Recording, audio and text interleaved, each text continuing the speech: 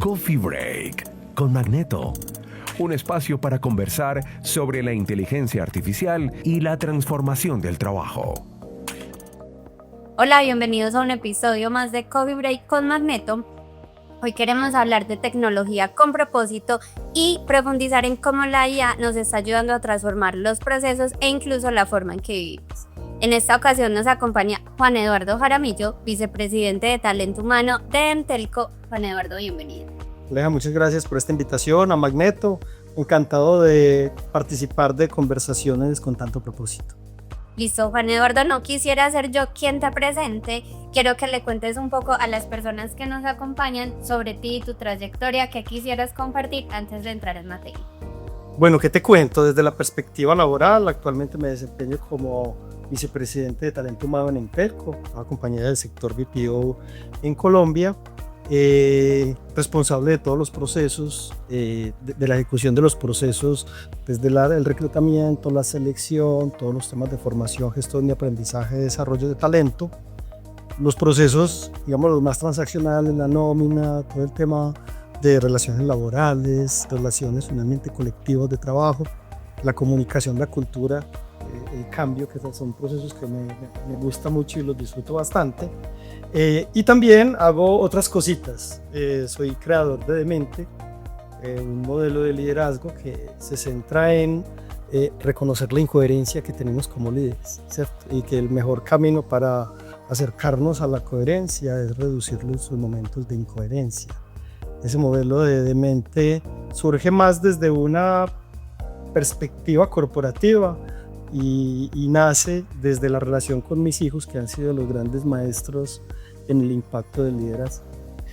Gracias, Juan Eduardo. Teníamos muchas ganas de conversar contigo porque pues Entelco está en la industria de BPO, una industria compleja desde algún punto de vista, una industria que tiene unas particularidades diferentes a las demás, pero también Entelco ha logrado destacar por ese modelo de transformación tecnológica, de la experiencia del colaborador como eje central de esa transformación, y queríamos ahondar un poquito más en cómo ha sido esa implementación, cómo llegaron a este punto donde hoy ya se vuelven un referente, acá en la ciudad, y un referente de país en este modelo de la experiencia del candidato, pero también con un proceso de transformación y de incorporación tecnológica en el día a día.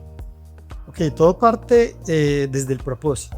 Hay un elemento clave que le da vida a todas las cosas que hacemos y es ese propósito. Trabajamos mucho en conectar cada una de las personas que están en la organización con nuestro propósito superior. Pues nuestro propósito superior es enamorar personas y marcas, ¿cierto? Incluso es un propósito sobre el cual hay una aspiración muy grande, porque todos los días en cada una de las interacciones que tenemos con compañeros de trabajo, clientes corporativos, usuarios finales, proveedores, con todos podemos cumplir ese propósito. Hoy aquí en esta conversación, ojalá al final de esta conversación tú pudieras llevarte algo mío y a través de eso, como Entelco, estamos logrando enamorar personas. Seguro que sí.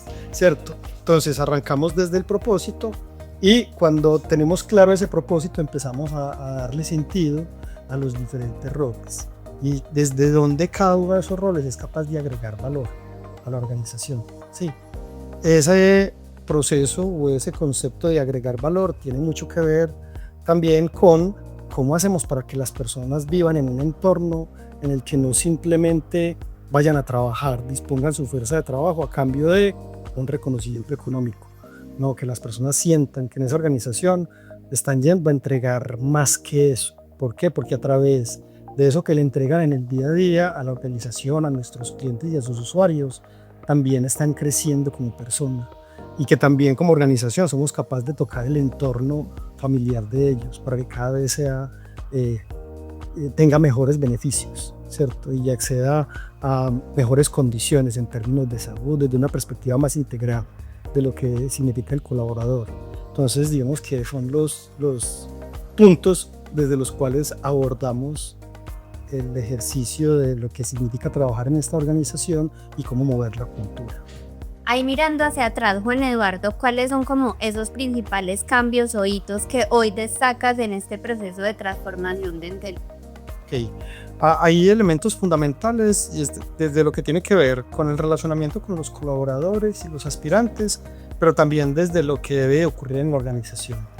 Desde ese primero, en el relacionamiento con los colaboradores, entender que ya hoy no estamos gestionando la transaccionalidad de los procesos. Antes había mucho foco en cómo soportar en una compañía de tanto volumen, cómo soportar la transaccionalidad, ¿cierto? Pero eso, pues a la larga lo que hacía era resolver las inquietudes, los problemas del día a día, pero no te asegura la transformación. Cuando empezamos a abordar el relacionamiento con el colaborador desde la experiencia del empleado, ya se nos abre un mundo mucho más grande, ¿cierto? Y es, ¿cómo hacemos para garantizar que cada uno de esos momentos que el empleado necesita vivir esté diseñado en función de sus expectativas, no de las capacidades de la organización, ¿cierto? Ahí hay un primer elemento que nos lleva a utilizar todas las metodologías que nosotros usamos para la gestión de la experiencia de nuestros usuarios y nuestros clientes, llevarla también y disponerla para gestionar la experiencia de nuestros colaboradores, ¿cierto? Ahí hay un primer reto que específicamente, por ejemplo, con los aspirantes, en estos volúmenes, la cantidad de personas que pasan pues, por nuestro proceso del año pasado, tuvimos casi 2 millones de cédulas de personas que se postularon a nuestras ofertas.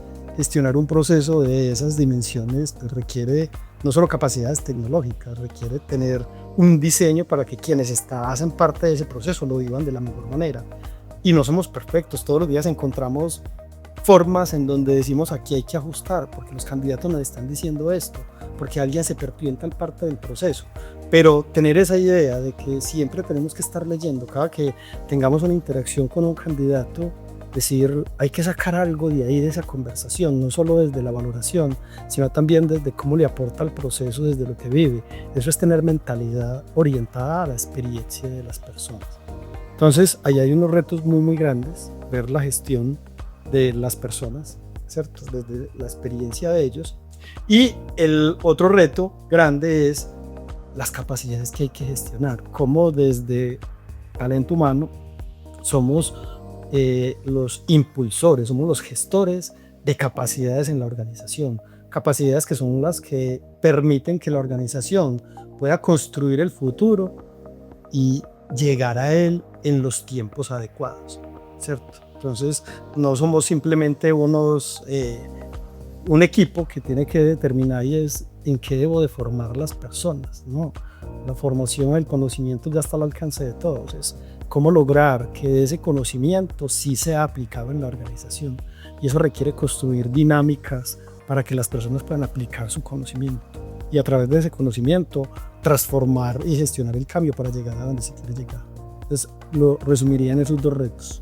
En muchos espacios, gracias Juan Eduardo, en muchos espacios hemos hablado del futuro del talento, de los paradigmas que ya cambiaron. ¿Cuáles son esos puntos que hoy te encuentras que no nos encontrábamos hace 5 años? Hoy nos encontramos con nuevos roles que no teníamos hace 5 años. Ya tenemos ingenieros de prompts y eso no existía en el 2020. ¿Cuáles son esos retos que hoy te enfrentas que no existían hace 3, 5 años? Estamos en un contexto de una aceleración gigante, ¿cierto? De una velocidad de transformación. Mira, por ejemplo, si nos vamos unos años atrás, ¿cuánto tiempo demoró el Internet en tener el alcance que hoy tiene el uso de las herramientas, por ejemplo, de inteligencia artificial? Mientras que el Internet se demoró una década, en 3 meses la inteligencia artificial, cuando se masificó, logró tener el número de usuarios que tuvo. Entonces mira que hay una aceleración demasiado grande de los cambios, sobre todo los cambios tecnológicos. Y ahí hay un reto. Cada vez tenemos que estar gestionando mejor la capacidad de adaptarnos a esas transformaciones. Ahí diría que hay un reto inicialmente. Segundo reto, la multigeneracionalidad que estamos viviendo en las organizaciones. Hoy creería yo que en todas las organizaciones estamos conviviendo con 4 generaciones, ¿cierto? Y esas 4 generaciones tienen perspectivas muy diferentes de lo que significa el trabajo para ellos, ¿cierto? Mientras que para un X o un baby boomer el trabajo significa estabilidad, para un millennial o un Z significa finalmente propósito, reto, ¿cierto? Flexibilidad, y esas perspectivas hacen finalmente que cuando ellos se encuentran en las dinámicas organizacionales empiezan a surgir tensiones porque ven el mundo desde formas diferentes. ¿Qué reto hay ahí? Tratar de eso que son tensiones por esa perspectiva tan diferente, lograr convertirlo en un acelerador para sacar nuevas ideas, ¿sí? Para encontrar nuevas formas de resolver los problemas. Y ahí hay un reto, el que tiene el reto más grande son los líderes, porque gestionar entornos multigeneracionales hace que esa teoría de que hemos escuchado mucho tiempo atrás, de que hay que ser un líder adaptable y situacional, creo que estamos en el momento de la vida donde más vida tenemos que darle a ese modelo de liderazgo situacional.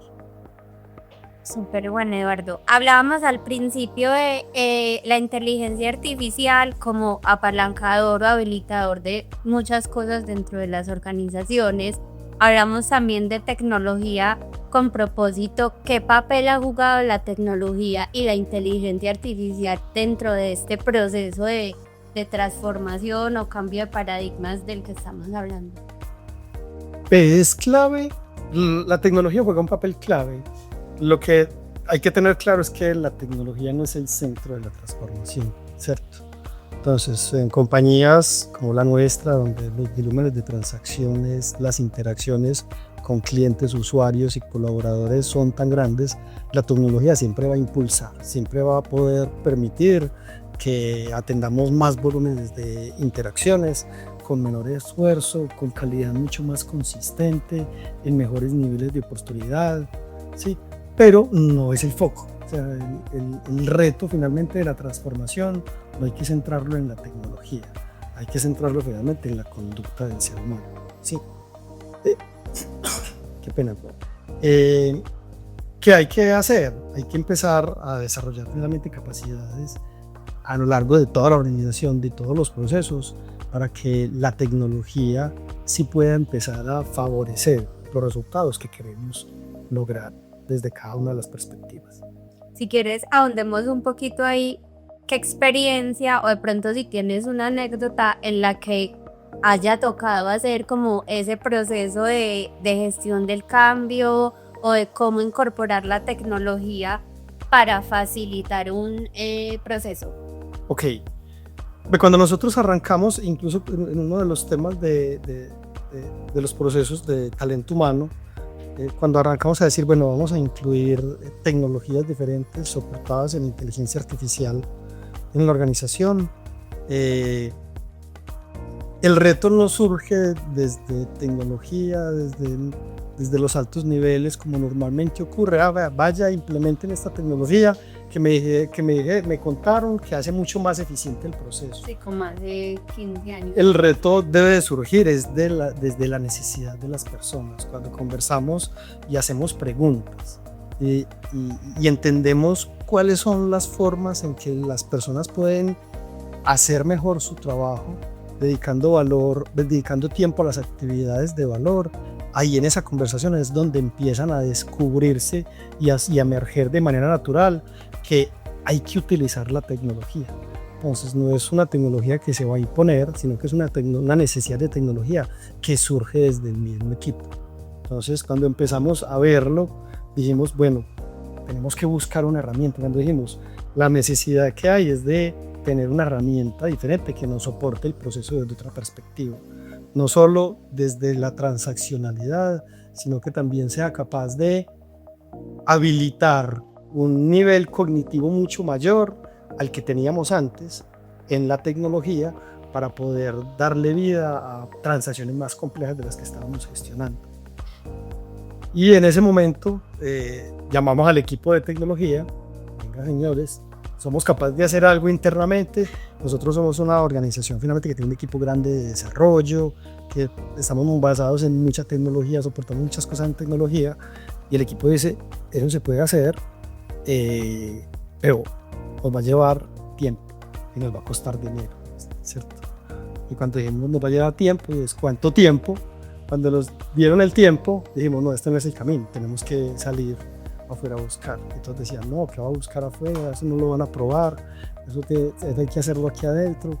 Pero cuando encontramos finalmente proveedores de este tipo de herramientas en el mercado, armamos el caso de negocio y decimos, venga, que esto sí cuadra, estos números sí cuadran, ¿cierto? Ahí juega Magneto un papel bien importante con nosotros. Y tomamos la decisión, termina siendo un proceso que el mismo equipo evalúa, que el mismo equipo va y sustenta en la alta dirección y le dicen, bueno, vamos adelante finalmente con estos procesos. Entonces, creo que pensar que la tecnología es la solución e imponerla es un camino que va a ser muy complejo, ¿cierto? Cuando logramos finalmente crear las condiciones para que el mismo equipo sea quien diga, yo aquí necesito tecnología para esto, esto y esto, y el equipo construye la solución, el camino es mucho más sencillo de recorrer. Ahí quiero hacer como hincapié en algo que mencionas y es, muchas nos encontramos con un reto cuando hablamos de transformación tecnológica y cuando ya hablamos de inteligencia artificial, y es que las personas no lo vean como una amenaza, como esto me va a quitar el trabajo o esto va a cambiar la forma en la que hago las cosas hace X años. ¿Cómo ha sido esa gestión del cambio que ahí mencionabas un poquito, involucrarlos en parte del cambio y parte de la solución? Y venga que Parta dice, pero ¿cómo ha sido ese proceso de gestión del cambio en Betco con, digamos, de una población tan diversa? Que hablábamos de generaciones, pero también hablamos de diferentes ramas del negocio. ¿Cómo se ha manejado? Todo parte de la conversación. Hay algo muy importante y es la conversación, no la comunicación. Ojo, no estoy descalificando la comunicación. En los procesos de gestión de cambio hay que comunicar muchas cosas, pero no es la comunicación el eje central de la gestión del cambio. El eje central debe ser la conversación, porque a través de la conversación la otra persona a quien le va a cambiar su forma de trabajo va a ser capaz de emerger esos miedos, esos temores, ¿cierto? Y va a decir, ¿por qué? ¿Y entonces yo qué voy a hacer? ¿Qué va a pasar conmigo? ¿Cierto? Esa sensación finalmente de poder y de estabilidad se empieza a convertir en inestabilidad, y hay que ayudarlos a construir las respuestas para eso. Porque nuestro propósito cuando desplegamos tecnología no es reemplazar las personas, es incrementar las capacidades de las personas y el valor que ellas le entregan a la organización. Entonces, ahí siempre existirá realmente la posibilidad, cuando es a través de la conversación, de conectar a las personas con el propósito de implementar y desplegar tecnología. Que cuando hablamos de implementar, muy fácilmente hablamos de comprar una herramienta, ¿cierto? Que yo compre la suite en la que tengo Excel, Office, Word, que yo la compre no significa que haga el uso adecuado de ese tipo de herramientas, ¿cierto? Entonces, cuando hablamos de implementar, sí, yo compro la tecnología. Ahora, ¿qué ocurre? ¿Cuál es el nivel de adopción que la organización tiene? El nivel de adopción viene en la medida en que somos capaces de transformar los hábitos y el comportamiento de las personas. Entonces, creo que ahí hay un elemento fundamental, en tocar desde la conversación, tocar la emoción y empezar a quitar los miedos de las personas. Y cuando esos miedos empiezan a quitarse, ya sí tenemos que hacer una tarea finalmente, es de construir el futuro con ellos, ¿cierto? Hay que acompañar la construcción de futuro. Y hoy, por ejemplo, en el equipo, en Entelco, hoy tenemos personas que desarrollaban roles alejados completamente de la tecnología, que tenían funciones completamente operativas. Pero cuando empezamos a democratizar el ejercicio del uso de la inteligencia artificial, encontramos y logramos hacer surgir unos talentos en los que personas de 50 años, que llevan 15 años haciendo la misma labor operativa, ellos mismos dijeron, yo aquí puedo hacer algo, ¿cierto? Hoy son referentes, hoy en la compañía finalmente le muestran a otros equipos qué aplicaciones de inteligencia artificial están usando dentro de su proceso, y eso le da finalmente una dinámica muy chévere, ¿cierto? Porque, oye, ¿cómo así? Que esta compañía de gente tan joven, y aquí hay una persona de 55 años que nunca ha tenido relación con la tecnología y hoy ya la está usando y nos está dando cátedra. Eso es una cosa muy bonita. Ahí me quisiera salir un poquitico, Juan Eduardo, porque quiero, pues, digamos que atendemos y vemos diferentes segmentos de empresas, unos con diferentes capacidades económicas de implementación y demás. Vemos también en la práctica para implementar inteligencia artificial, vemos que algunas empresas crean concursos, otras la hacen por directriz de se tiene que adecuar y ya. ¿Qué estrategias usaron dentro de Entelco para lograr esta adopción y que la gente sí lo vea como un habilitador y no una obligación? Ok, bien, nosotros arrancamos desde una perspectiva de centralizar todo lo que es la gestión de la inteligencia artificial.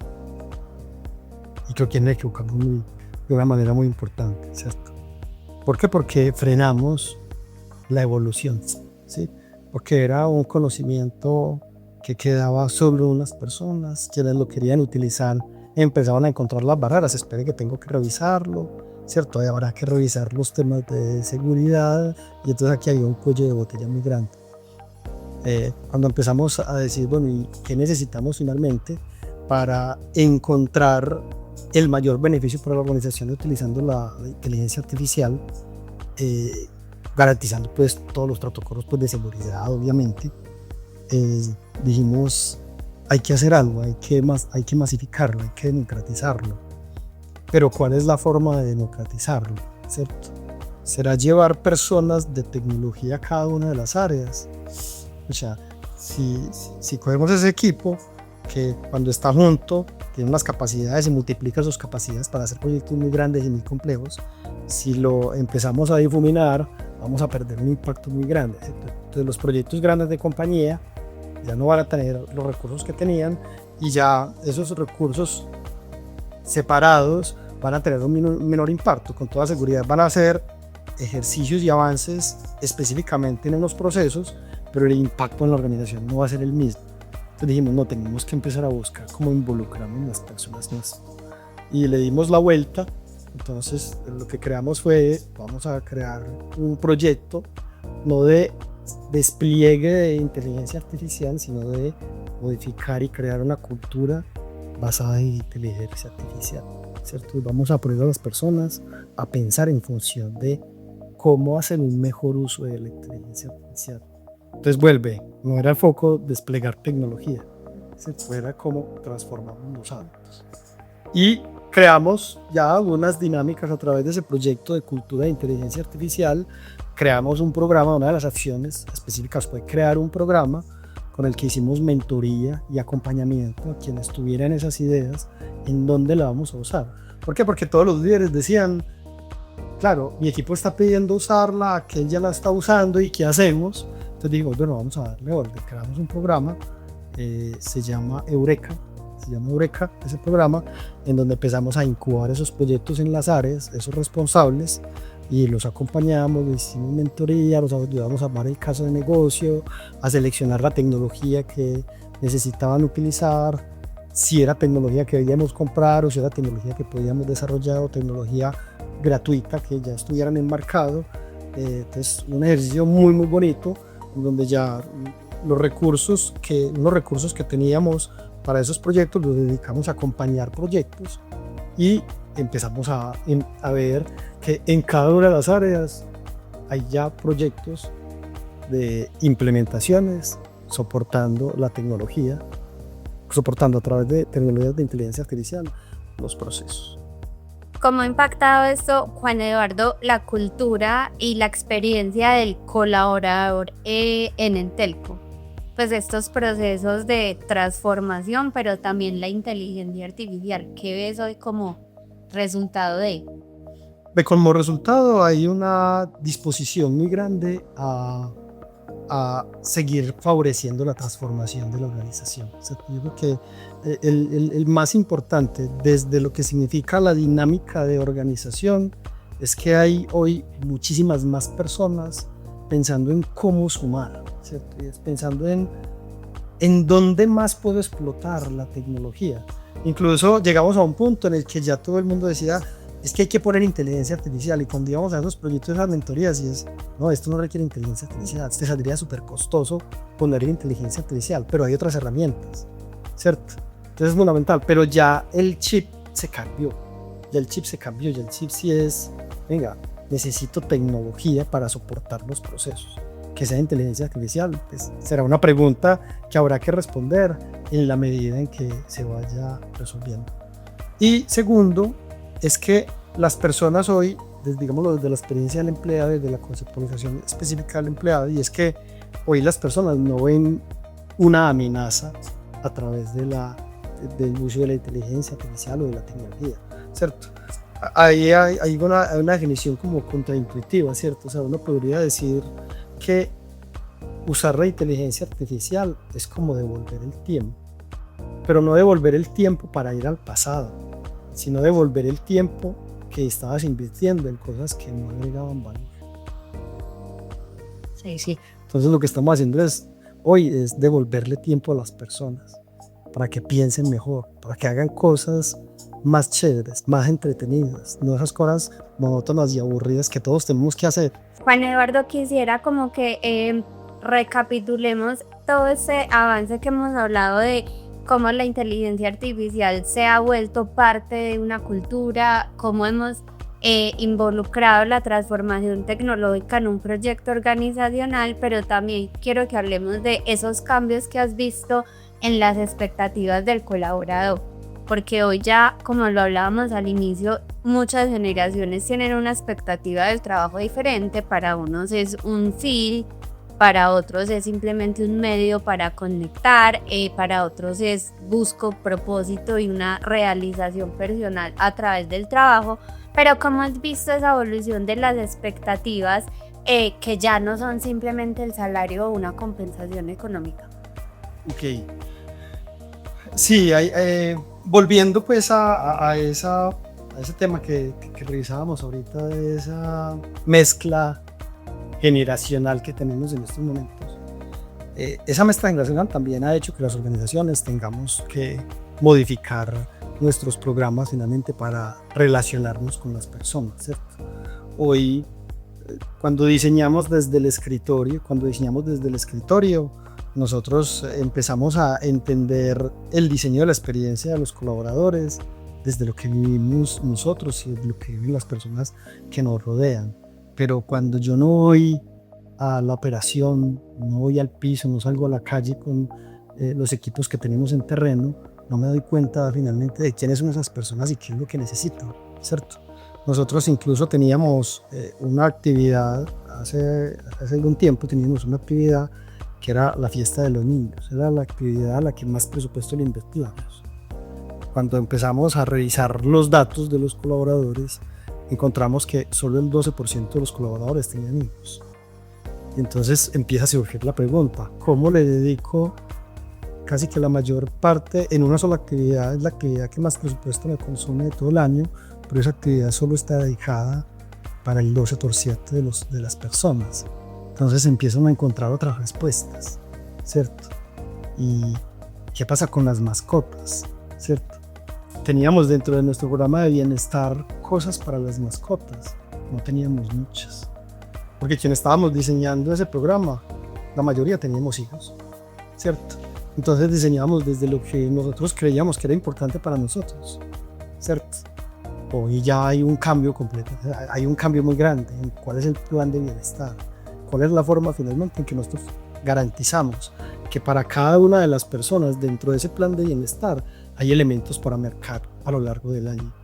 Sí, entonces ahí hay un elemento, no importa la generación, debe ser capaz de encontrar en la organización elementos que lo conecten más allá de lo que es el salario. Sí. Y lo vemos en las dinámicas de retención.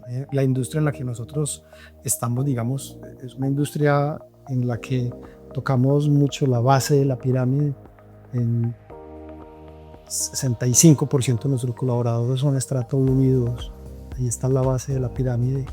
y son dinámicas en las que las personas por 10.000 pesos toman la decisión de irse para otra compañía.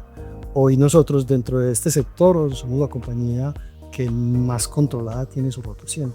Estamos más o menos a la mitad de lo que el sector reporta, y eso tiene que ver con lo que ocurre, no con lo que paga solamente, sino con lo que ocurre en ese día, con esa cultura, con ese respeto por la diversidad, por esa capacidad finalmente de generar orgullo, de conectarme con ese propósito, ¿cierto? Porque las personas hoy buscan eso, conectarse con ese propósito, entender que la voz es escuchada, ¿cierto? Sin temor a represalias.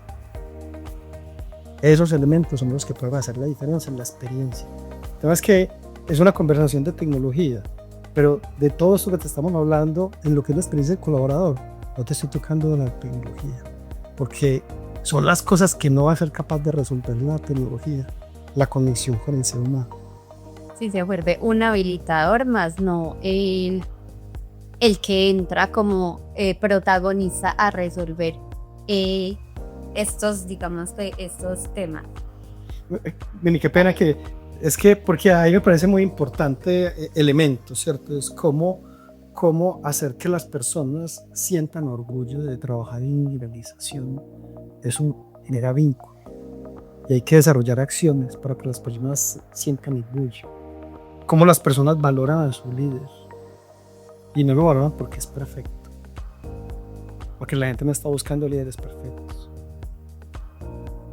Para eso no se necesita tecnología, para eso se necesita la decisión de definir cuál es el estilo de liderazgo que yo quiero entregar en esta organización y empezar a trabajar decididamente por eso.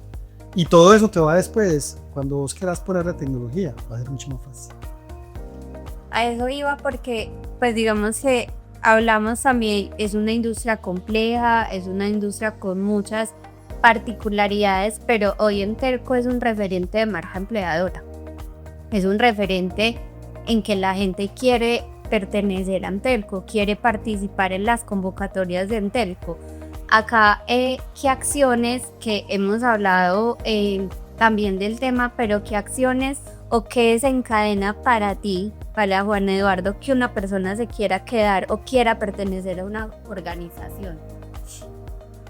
Yo creo que hay muchos elementos que probablemente no están creados para decir que quiero que las personas que están afuera quieran venir. Son elementos o decisiones o acciones que están creados para que los que están vivan en una dinámica chévere y agradable. Ahora, chévere y agradable no significa que es que no haya presión, ¿no? Presión hay y mucha. Exigencia hay y mucha, ¿cierto? Pero la exigencia puede tener formas. Incluso desde la presidencia hay una declaración y es: en esta organización las formas son importantes. Y cuando vos declarás eso, de que las formas son importantes, eso ya te habilita un montón de cosas, ¿sí? Porque todos empezamos a pensar y a definir cuál es la manera, cuál es el efecto que yo voy a generar, porque necesito lograr este objetivo, pero cuál es la manera adecuada de hacerlo, ¿cierto? Y ahí entonces empieza finalmente a cambiar el liderazgo, a cambiar el relacionamiento en las áreas. ¿Por qué? Porque hay tensiones, ¿cierto? Porque tengo unos recursos limitados y mi cliente interno o mi cliente corporativo está pidiendo algo y la exigencia está, pero hay que lograrlo. El tema es que ese hay que lograrlo tiene formas, ¿cierto? Y cuando no somos capaces de trabajar las formas, es mucho más fácil de encontrar puntos de encuentro, ¿sí? Porque las formas ya no se van a los extremos. No se van es que no es problema mío, vos verás cómo lo haces. Eso te daña la conversación, te daña la reunión, te daña el almuerzo que viene de la media hora, ¿cierto? Entonces hay elementos finalmente que se construyen, vuelvo y digo, no pensando en cómo hacer que los que están afuera se quieran venir, es cómo hacer que los que están aquí adentro se quieran quedar. O que sabemos que se van a ir. Que ahorita pues hablar de retener talento es una cosa muy compleja. Sabemos que se van a ir, pero que por lo menos mientras estén, lo disfruten. Y nos entreguen lo mejor que ellos hacen. Ahora, hay que combinar también acciones afuera, ¿cierto? ¿Quiénes son los principales embajadores? Tenemos los colaboradores, ¿cierto? La fuente más efectiva de reclutamiento que tenemos nosotros son los referidos. No es la fuente más efectiva en el volumen, pero tenemos un muy buen volumen de referidos. Y esos referidos sí tienen la efectividad más grande que cualquier otra fuente, ¿cierto? Ahí no valen bolsas de empleo, ¿no? Ahí no hay ningún. ¿Y cómo fortalecen esa cultura de referidos? ¿Hay, no sé, incentivos o simplemente es una cultura también, digamos que estructurada y posicionada, que el empleado por sí solo se convierte en un referente? Ve, al inicio empezamos reconociendo, cuando arrancamos con esa dinámica de referidos hace varios años, la hacíamos en temporadas específicas y en esas temporadas, cuando la activábamos, hacíamos reconocimiento, ¿cierto? Hoy es una campaña permanente, no tiene reconocimiento permanente. Hay momentos en los que si tenemos retos de buscar perfiles, llega un nuevo cliente con unos requerimientos muy específicos y ahí sí, no somos expertos en buscar ese perfil, empieza a hacernos complejo finalmente adquirir los perfiles, ahí hacemos campañas específicas, pero hoy finalmente lo que le hemos dicho a la gente es: ¿quieres que tus familiares, tus amigos trabajen en esta organización? Dale, este es el canal finalmente para que se postule. Juan Eduardo, para ir cerrando, también quisiera no irnos sin hablar del futuro del talento. ¿Cómo es este futuro de talento, el futuro del empleo? ¿Qué habilidades piensas que serán indispensables? Ya no me atrevo a hablar de un horizonte a 5 o 6 años, sino 1 o 2, porque está cambiando constantemente. ¿Cómo ves tú y cómo es tu visión acerca del futuro del empleo? Ok, perfecto. ¿Cuál es la mía? No, ¿cuál es la? Hay muchas compañías pues, que hablan de esas habilidades del futuro. ¿Cuál es la mía? Y en dónde pues estarían como los elementos fundamentales a desarrollar. Hay una, y es la capacidad de trabajar en la incertidumbre, porque cada vez va a haber más incertidumbre, cada vez vamos a tener que, aunque haya más información, las dinámicas y los contextos van a ser cada vez más cambiantes, por lo tanto va a ser más complejo tomar decisiones. Entonces, tomar decisiones bajo incertidumbre creo que es una habilidad que vamos a tener que desarrollar los líderes. Todo lo que son las habilidades de conexión de lo humano, ¿cierto?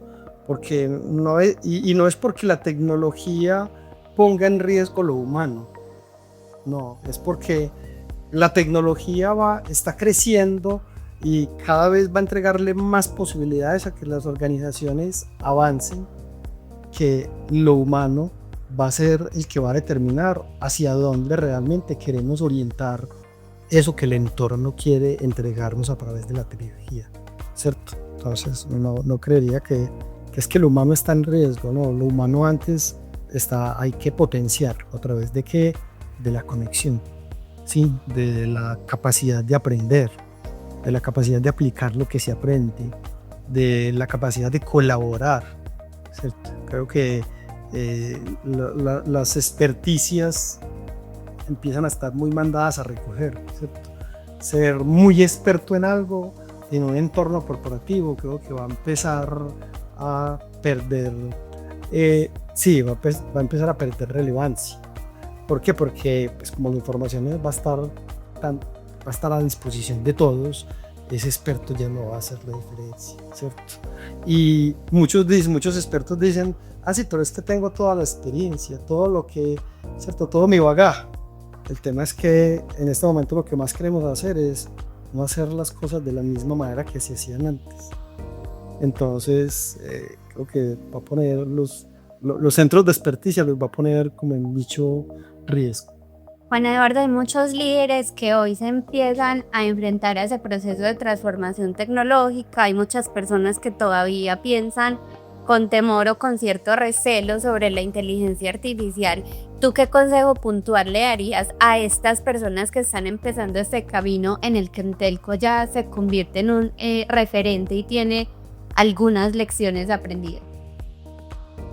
Bueno, lo primero es que hay que quitarle el temor, ¿cierto? Hay que quitarle el temor al uso de la tecnología, al uso de la inteligencia artificial, pero que hay elementos anteriores que hay que resolver antes de tomar las decisiones con tecnología. El primero es el propósito. Y sin importar el producto que tengamos en esa nueva idea de negocio, tiene que haber un propósito. Hay que entender finalmente pues, qué es lo que queremos como organización, qué es lo que queremos resolver, que va mucho más allá de ese producto, porque el producto mañana pierde vigencia, el mercado lo copia o el cliente lo deja de utilizar, y entonces ¿dónde queda finalmente esta idea de organización que se están construyendo? Después de entender el propósito, hay que conversar mucho, hay que conversar, y ojalá conversar no para comunicar qué es lo que quiero que pase, sino para construir desde ese propósito qué es lo que queremos que pase, con lo que esta organización es capaz de hacer o con lo que esa organización quiere hacer, vincular a las personas en esa conversación. Tercero, entender cuáles son las capacidades que tengo que desarrollar. Sí, porque esas capacidades hoy en una organización donde la velocidad es muy importante, tener un liderazgo enfocado en el control va a ser mortal, porque no te va a dejar avanzar. Entonces querés impulsar la organización y darle mucha velocidad, pero el modelo de liderazgo que construiste involuntariamente, porque escogiste personas muy buenas, pero que no tienen las capacidades que necesitas para llevar la organización a donde hay que llevarla, eso te puede frenar. Entonces, entender cuáles son las capacidades que te van a llevar al objetivo que quieres lograr. Y si esas capacidades no las tienes, pues habrá entonces que tomar la decisión, o las desarrollo, tengo el tiempo para desarrollarlas, o las traigo. Sí, y por último, ahí sí pensar en tecnología. ¿Cuál es la tecnología que necesitas? Juan Eduardo, pues se nos acabó el tiempo, ha sido una conversación de mucho valor. Mil gracias a ti por acompañarnos, mil gracias a ustedes por conectarse y también síganos en nuestras redes sociales para no perderse el próximo episodio.